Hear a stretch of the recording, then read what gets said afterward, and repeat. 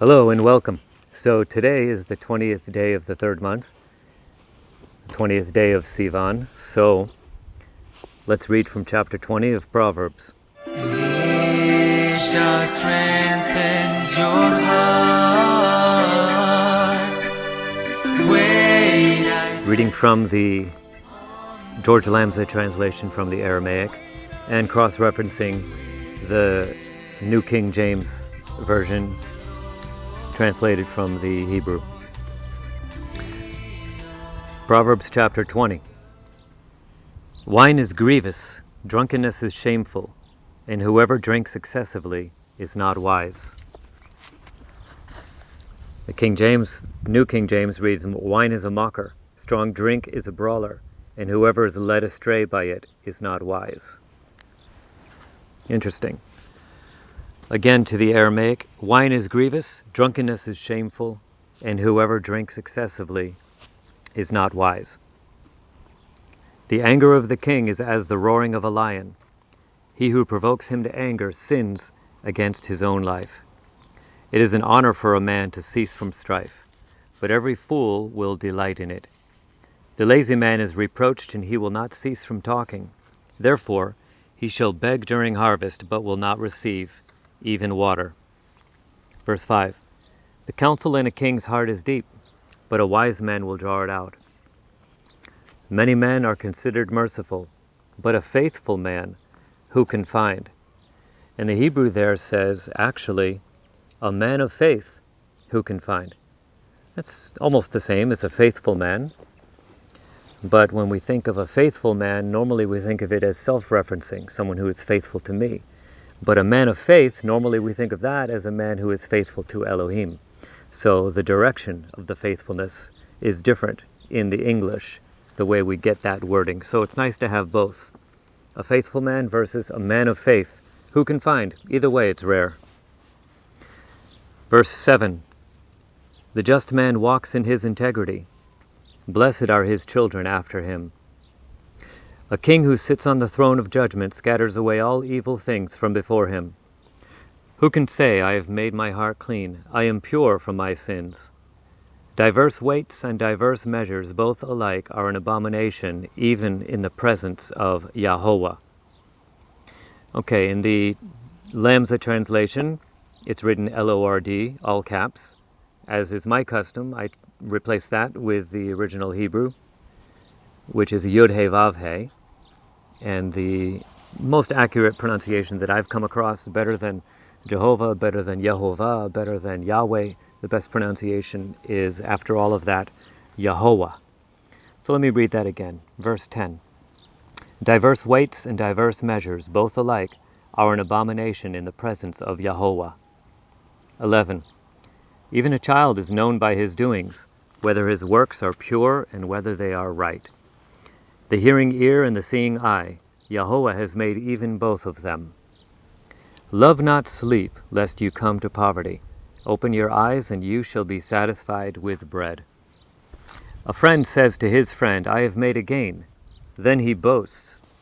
Now, verse 14 in the New King James reads, It is good for nothing, cries the buyer, but when he has gone his way, then he boasts. That's a little bit more clear to me. 14 in the Lamsa, a friend says to his friend, I have made a gain. Then he boasts. Again he says, Here is gold and a multitude of precious stones and precious vessels, but the lips of knowledge are precious jewels. Take the garment of him who is surety for your stranger, and take his pledge for the sake of a stranger.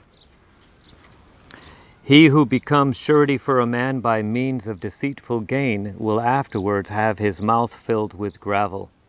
A good purpose is established by counsel, but by provocation war is made. He who reveals a secret causes slander. Therefore do not meddle with him who is hasty with his lips. Verse 19 in the New King James reads, He who goes about as a talebearer reveals secrets.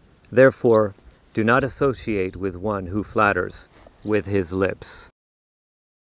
Either way, the one that reveals a secret is in the New King James called a talebearer, and in the Lamsa it's called a slanderer. He who reveals a secret causes slander. Therefore do not meddle with him who is hasty with his lips. 20. He who curses his father or his mother, his lamp shall be extinguished. An inheritance hastily acquired in the beginning shall not be blessed in the end. And there we can think about the inheritance that the prodigal son got hastily in the beginning. He wanted it early. And remember his story. It was not blessed in the end.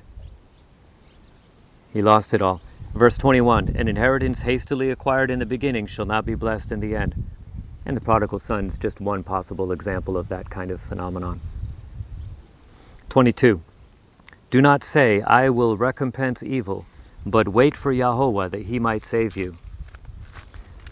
And checking in the Hebrew, it says the same thing in the New King James, but see, my New King James is parallel with Hebrew.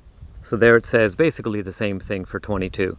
Do not say, I will recompense evil. That's exactly the same as Lamsa. And then the second part B of verse 22, wait for Yahweh and he will save you. But wait for Yahweh that he may save you. Okay, so the only difference there is he will save you versus he may save you. We know that it's the same thing. Wait for him and he will save you. The fun part of this verse is that where it's written wait, the Hebrew is actually kaveh, which is the root for hope. That's the root word for the verb to hope. So wait is actually hope. So when you wait for Yahweh, you're placing your hope in him and he will save you. You're placing your hope in him. And when that verb is made into a noun, then it means rope. So you're hitching your rope onto Yahweh. He is your hope. You clinch your rope because he is your hope, and he will save you. He will pull you out of the pit. Don't say, I will recompense evil. I'm going to pay back those evildoers for what they did. Don't say that. Don't do that. But wait for Yahweh. Hope in Yahweh that he will save you. 23. Diverse weights are an abomination in the presence of Yahweh, and false scales are not good. A man's steps are directed by Yahweh. Who is the man then who can direct his own way? Now, 24, the New King James translation from the Hebrew says, a man's steps are of Yahweh. That's the same. How then can a man understand his own way? So, understand his own way, it's more clear coming from the Aramaic into this English, who is the man then who can direct his own way? A man's steps are directed by Yahweh. Who is the man then who can direct his own way? 25. It is a snare for a man who vows to give something to a holy place and regrets after he has vowed. A wise king scatters the wicked and crushes them under the wheel. The soul of a man is the lamp of Yahweh, searching all the inward parts of the heart. Mercy and truth preserve a king, and his throne is established by grace. The glory of young men is their strength, and the beauty of old men is their gray hair. Misery and torment befall the evil men, and wounds smite the inner parts of their body. However, verse 30 in the New King James, translated from the Hebrew, says, blows that hurt cleanse away evil, as do stripes the inner depths of the heart. So it's not so clear in that English which blows, which evil, which stripes, which heart. But Lamsa's English translation, coming from the Aramaic, makes it more personal. It makes it more understandable. Misery and torment befall the evil, but specifically the evil men. Wounds smite the inner parts of their body. Reading it the other way, I don't know if it means the wounds, the stripes, are smiting the inner depths of my heart, or blows that hurt cleanse away evil. Normally I've heard people quote that as if they injure somebody, well, it's going to do good in them. It's going to cleanse away the evil in them if they speak harshly to somebody. But the Aramaic, it's talking only about the evil, and the wounding that occurs is smiting the inner parts, their own heart. Misery and torment befall the evil men, and wounds smite the inner parts of their body. So that was chapter 20 of Proverbs, because today is the 20th day of the third month of the biblical year.